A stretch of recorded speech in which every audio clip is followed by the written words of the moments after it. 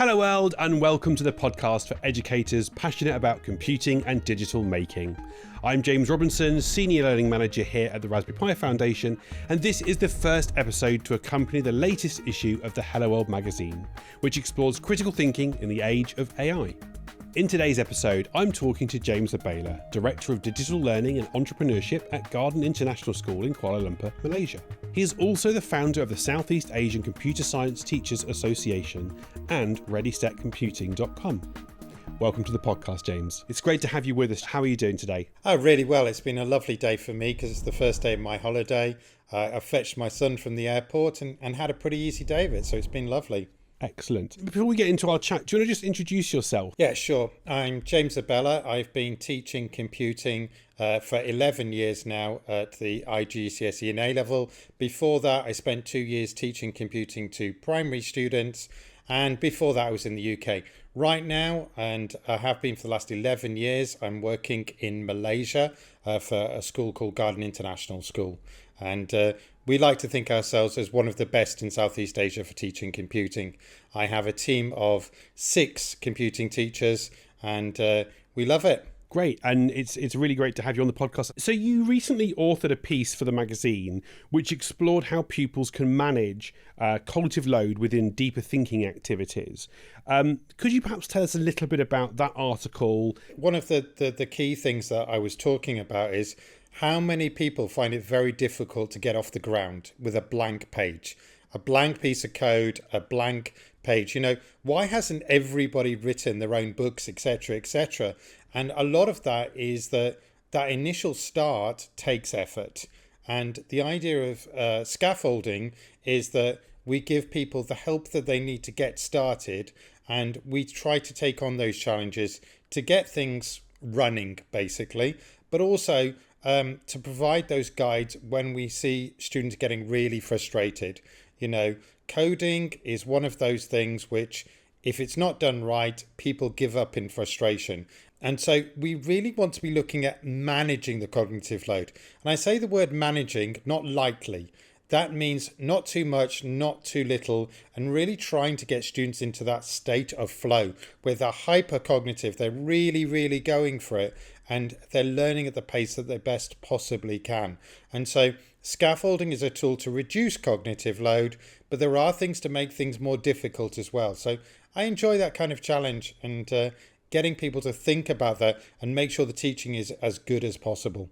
And I think that's really interesting. I know that's something that I've struggled with in the past, and I've seen it, you know, when I've been in the classroom, I see that frequently. And I think different learners are going to struggle with different tasks in different ways. And so we need a multitude of different scaffolding approaches. And I think I really like that point, and we'll come on to it probably a bit more as we talk about that balancing. Like, it's not about just reducing, it is about managing. Perhaps we can start by saying a bit more about that. You could have talked about managing, not just reducing. Is there a sort of a sweet spot, and what are the risks of either going too far in one direction or the other, making it too scaffolded and too supportive, or not having enough? Okay. Yeah, where do you see the balance? So I'll bring the example of too easy in from maths, not meaning to offend any maths teachers, but you know when you get those maths where you get like 20 of the same exercise, and by the first 5, you've probably got the concept, and yet you have to keep on doing this simpler thing. And really badly designed computing works the same way, that it's step by step by step. I've even seen courses where you have to go through the full prim model for every little step, and the kids are getting really bored at this point and turn off the subject. And also, because there's no mental challenge, they forget everything the minute they walk out of it. So they've done the test, they've forgotten about it, and it's disappeared. And the irony here is that students, if they're frustrated, will probably still tell you they're bored because they don't want to admit that they're frustrated and they can't do it. That's not true. I will tell you straight away, I have never met a single student in the thousands that I've taught that cannot learn computer science and cannot learn basic programming enough for their everyday life to understand the concepts. There isn't a student out there, if they can talk, if they can solve a problem, they can learn the basics of computing, but it has to be through really well managed tasks. Really good point. If you've got too much scaffolding in, you can get what's called the expert reversal effect. So the scaffolding that you've put in place to support those novice learners, those that are sort of, need that extra support, can actually become a barrier to those that have gained that experience, feel more confident, but they still have to use the same scaffolding to achieve the task. And that it can slow them down. It can become frustrating. And then at the other end of things, that you want to have enough scaffolding that you can make the difficult thinking, the hard thinking possible. But you still want there to be some hard thinking. You want there to be a bit of friction, a bit of struggle, because, I believe that learning should be, there should be some challenge. There should be some challenge to offset against the reward you get. So how do teachers know when they've struck that balance? Well, obviously the productivity in the task, students start to enjoy it. You can see it literally on their faces when they're in the zone. And I'm afraid this is where experience does come in. But if you have options in terms of scaffolding, you can choose when to do it. And because we teach computing, we're very lucky that we can instantly deploy that scaffolding and only give it to certain students. Even basics like Google Classroom, we can choose who we can give this to. If you haven't got anything like that, you can have prepared cards and things that you can just give out to the students. And if we're looking at primary students, it's a really good example with Scratch, right? Scratch have made these amazing little cards that are designed to give scaffolding. But the point is, you don't just give them straight away. You give them when you can see the students struggling, where they're not making progress. And so that's the important point, is not just having the scaffolding and just handing it out. It's giving it to them when they really need it. And, this is where I would argue that actually lamination still has a purpose. Those little bits of scaffolding that you're going to pass out just when the kid needs it and they're really struggling, and it gives them a few hints and tips. And I think that's really, really important. Sometimes those hints and tips are just aid memoirs because the kid has forgotten something, and sometimes they are there just to provide that support in terms of how a concept works.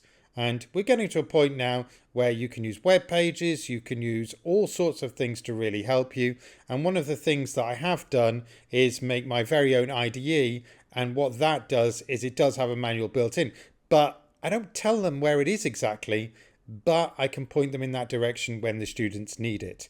And I think that's really important but also we're at a stage now where I can just literally flick a course at students and say, why don't you have a go at this debugging course? Because that will help you with your projects and things like that. Because we have so much available to us now, it's about making sure that we give the students what they want and give it to who we want, really personalizing it. With a bit of an anecdote, I remember, it's been a long time since I've been in the classroom now, but when I was training, what was the current kind of thinking around supporting all students was you plan for your average student, and then you extend for the ones that are going to achieve, and then you provide a parallel activity for the ones that are maybe going to struggle more. And I think our thinking's moved on so much more from that, in that actually what we're probably doing is planning for everyone to achieve kind of pretty much the same goal. And then we have a multitude of different personalized approaches to scaffolding that we can deploy to help every learner get to that point, or the majority of our learners get to that point. And so I think that's been a bit of a shift, I think, in certainly my thinking of teaching and learning, but also I think culturally within the teaching profession is much more great bespoke scaffolding. Yeah, I think bespoke is good. And the one thing I would add is the very, very best teachers will have students who perhaps have done some coding outside or done something outside of school. So I would say for them, we don't just extend them, we give them alternate project-based tasks, because we know they're capable. Because what you shouldn't do is give the reward of more work for doing really well at the work. So I would say, and I have something which I quite often deploy, which I call a jump task. So it's like a mini test. And if you pass that test, you can A, jump ahead, and B, you can choose to do a project your own, because clearly you've learned what you need to for this. And I don't want you to waste your time, but hopefully that project is more rewarding, more interesting, and naturally a lot more challenging. And I've found, particularly in the groups like in year 9, where we've got students who are competing at national level, or they're competing in coding competitions and so on, or they've done extra work at home, read a book or joined some kind of club, well, we don't want them wasting their time on loops for the 50th time. We give them a project. And that's what I would say is not just extend, but think about genuine differentiation at task, not for the bottom, but for the top. Yeah. So I think we often, or recently I've heard this term sort of crop up, this cognitive offloading kind of idea. And I think sometimes this idea, particularly with AI, that it's inherently bad, but we cognitively offload all the time in teaching and learning. When in maths, we use physical manipulatives to support the early conception of numbers. Your scaffolds use physical manipulatives, your diamond 9 and diamond 5 and so on. So I think we're often using those kinds of tools to help take the thinking and the mental load out of our brains and facilitate it. That might be a useful framing before we go and start talking about AI.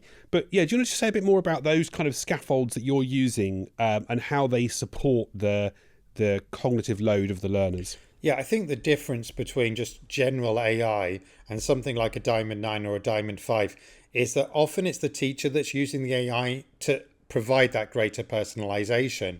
And I think what we have here is a situation where we want them to learn at a certain speed. And these are well proven, fairly old things, perhaps reused, reinvigorated, and made much more quickly. A good Diamond 9, when I was teaching way before AI, could take me an hour to come up with, because I want to think of the elements, I want to put it out, I want to chop, I want to paste it. Whereas now I can do it in 1 to 2 minutes.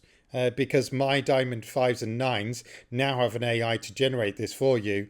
And because there's coding behind it, the students can instantly drag and play with it. So instant deploy, instant starters, and really good to get the lesson off to a good start. But those are well-proven educational technique. The problem we've got at the moment is that the AIs aren't at the moment like teachers. What they will often do is they will say, oh, I'm not supposed to give the answer. Therefore, they give you a long explanation, but at the bottom, they still give the answer. And what does the kid do? Skip straight to the bottom, grab the code, and do it. And I think that's the big problem, is if the students are given some of these support tools, what they're actually doing is perhaps getting far too much help. They'll say the AI was helpful, but actually what they've done is tried to grab the answer. And that's where a really skilled teacher is different. They will say to themselves, is this something I can give clues, hints to, or do they genuinely not have the knowledge? And that is the art of teaching, is knowing whether they're likely to do it, how many hints to give it. And we're not quite there with the AI yet. I'm not saying AI won't be able to do this. And I've seen really big leaps in terms of study modes and things, but it still really wants to give you the answer. And I think that's a big challenge. Yeah, I think as my personal use of AI, I think you have to spend quite a bit of time pushing back and showing restraint and saying, no, don't do that. And you have to kind of coach it in the way that you want to consume and learn that information, which I think for many young learners particularly, that isn't like a skill or a restraint or a kind of discipline that they've kind of developed. Perhaps we can just go back briefly to the Diamond 9 and 5, because I think if teachers who are listening haven't come across those, what's the purpose, or what are you trying to achieve through those tools that, yes, you might be generating through AI? What's the kind of the underlying learning that you're trying to kind of facilitate through those kind of activities? Yeah. Well, the fact is that this is one of those examples where we're trying to increase the cognitive load, because what we're doing is we're not asking for recall or just knowledge. We're asking for prioritization, which requires analysis and decision making. So that's much harder to do. But because we've given this kind of scaffold and we've given something to do it, we're creating discussion. And good old Vygotsky talks about the power of discussion and in terms of working together. So you're creating a situation where people could be working together, but also they have a framework on which to discuss things. And I think that's really powerful because it increases the cognitive load from recall. It gets you to analysis and decision making, but it doesn't do it from a blank page. And that's why it's quite a well studied and good method of doing things. Yeah, and I think there's lots of tools out there like it, but it's this kind of, as you were saying, it's or we kind of mentioned earlier on, it's making that hard thinking that we want to get to achievable, possible, accessible in a limited sort of time, perhaps. I think there's another, just going on the AI point, I think there's a really interesting paper that I read recently. It's actually from some colleagues over at the Raspberry Pi Computing Education Research Centre. They analysed lots of studies of how AI was being used in lessons. And a lot of it was fairly passive on the students' parts, and it was largely substituting existing teaching methods. So it wasn't being used to enhance or to kind of really make a substantive difference to the teaching and learning. It was mostly for passive replacement type stuff rather than really, using it to its fullest. I'm not in the slightest surprised by that, because the temptation is that if you're a non-specialist teacher or you've got too many kids in your class, you say just use the AI, because the AI will provide you with the answers. But honestly, that's no different to looking at the back of the textbook for the answers, is it? Now, No. There are plenty of students, when you're teaching, that if you're teaching maths or whatever, there are those students who, if you do have the answers in the textbook, they will only go and look after they've had a really good go at it, right? But there are plenty of teachers who say, you have to rip those pages out of the textbook because we don't trust you to do it. And that again is teacher expertise in action, really, isn't it? Deciding how much you can allow the students to do it and how much you want to do it. And I've seen all sorts of models to allow you to do it. But, C3 before me is a classic model in computing. Have you heard of it?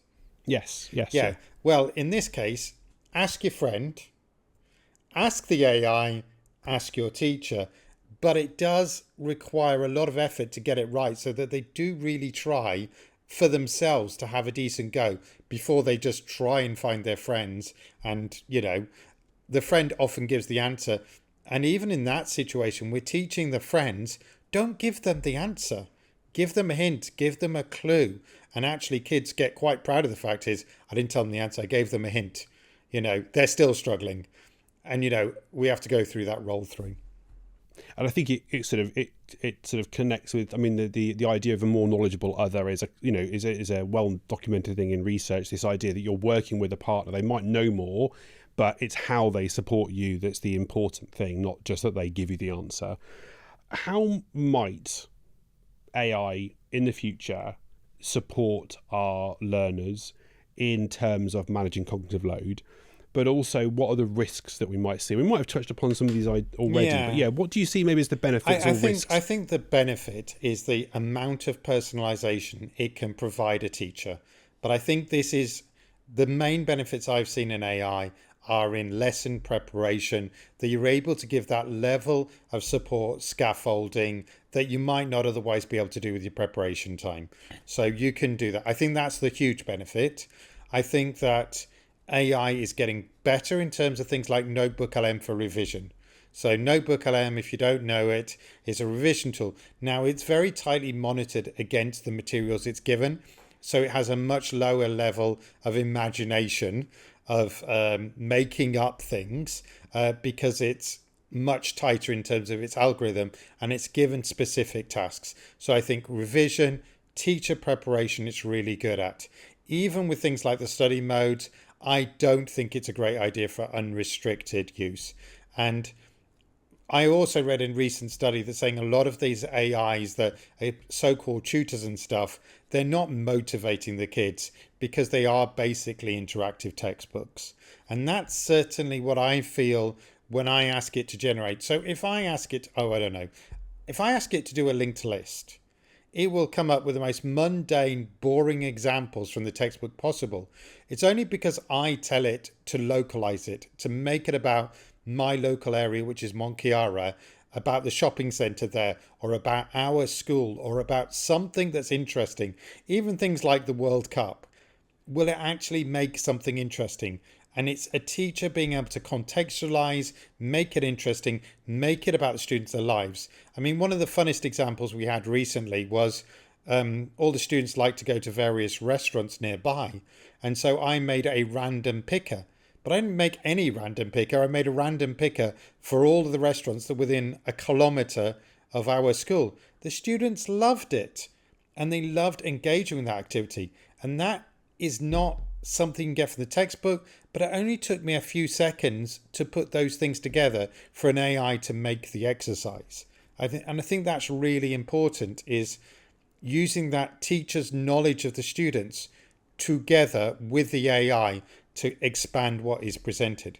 And I will say, even the last 2-3 months, both ChatGPT and Gemini are making a lot less spelling mistakes. They're getting better, and they're getting better at more esoteric languages. Like 3 months ago, I would not have trusted it with Swift, but just last week, I was able to make a whole code editor with Swift and using AI to make things much quicker.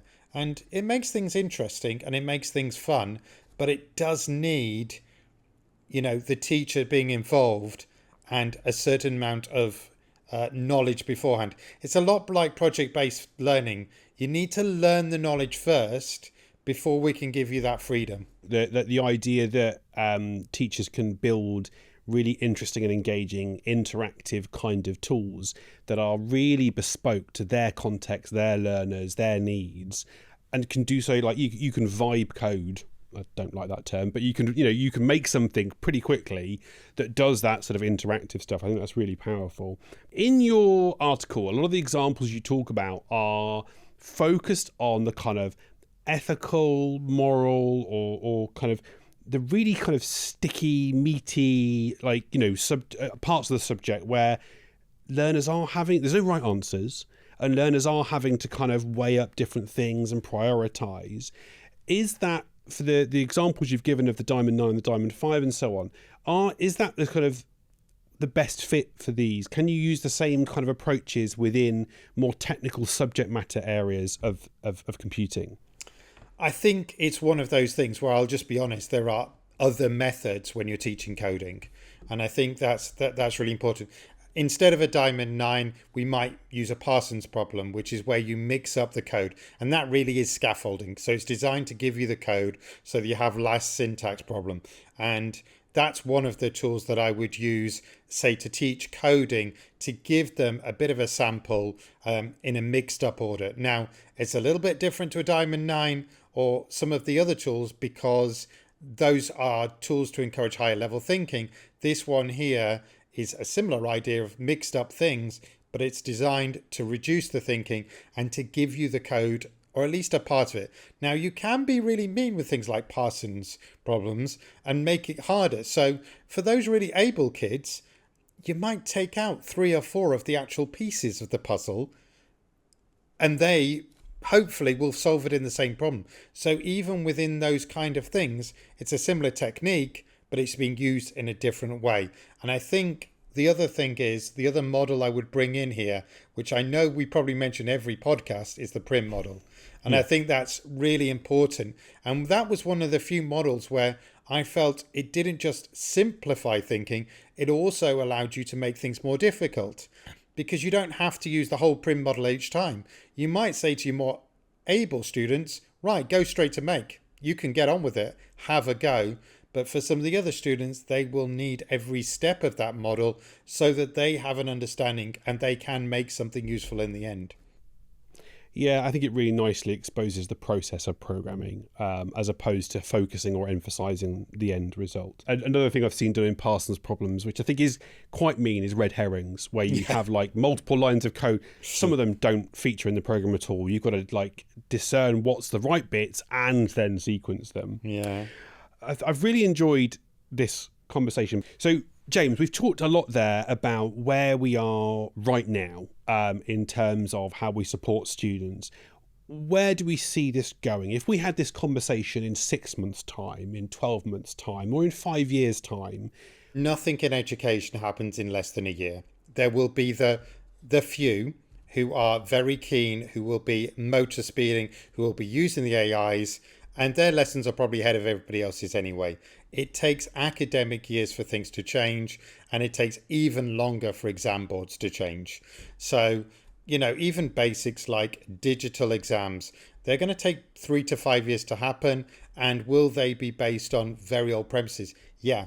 I mean, there's a lot of stuff being talked about in terms of bitcoins and things that were flavor of the month 5 or 6 years ago, but have largely disappeared. This bit chain and things like that, blockchain, those things were interesting, but they didn't really go anywhere. And so firstly, I would like to say the exam boards will probably get to where we are maybe 5 to 10 years. But what I will say is I think the AIs, because they are so changing of everything that's going on in our lives, I think we will head towards a model where the AIs will provide that knowledge. They will test you, they will be able to do these things, and the teachers will really be around to motivate, to focus on relationships, which is what we always say. It's always about the relationships, and I think that's going to be even more so. I have said for a couple of years now that lecturers are infinitely replaceable.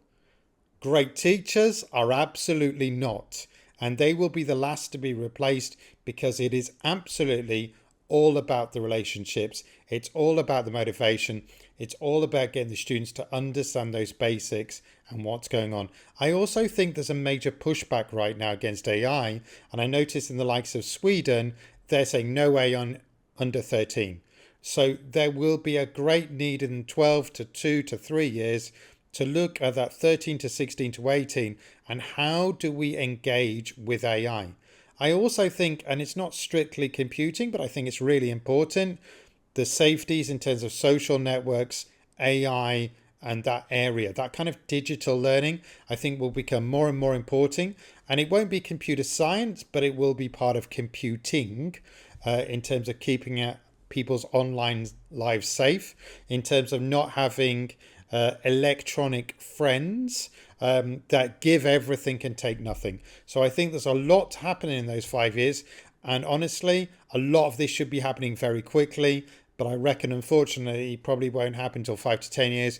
We only have to look at social media and how slow education and governments have been with regard to that. I think that is a real challenge. Is right now teachers are, they're living in a world where students are, they're experimenting with AI. They're using AI outside of the classroom, and it is kind of this Wild West unregulated kind of space.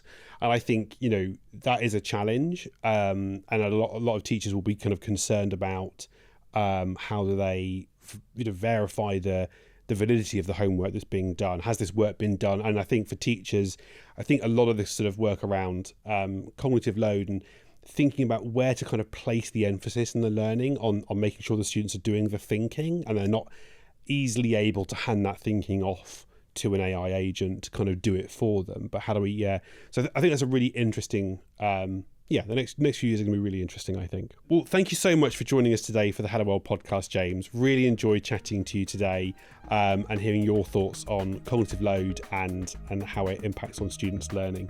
Thank you so much for having me. It's been an absolute pleasure, and it always is talking to Hello World and the Raspberry Pi. Cheerio. Thanks, James. Well, that's it for today.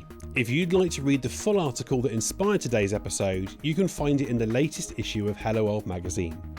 And whilst you're at it, if you haven't already, head to helloworld.cc to subscribe, explore our back issues, and listen to more episodes. What are you waiting for? Until next time, goodbye.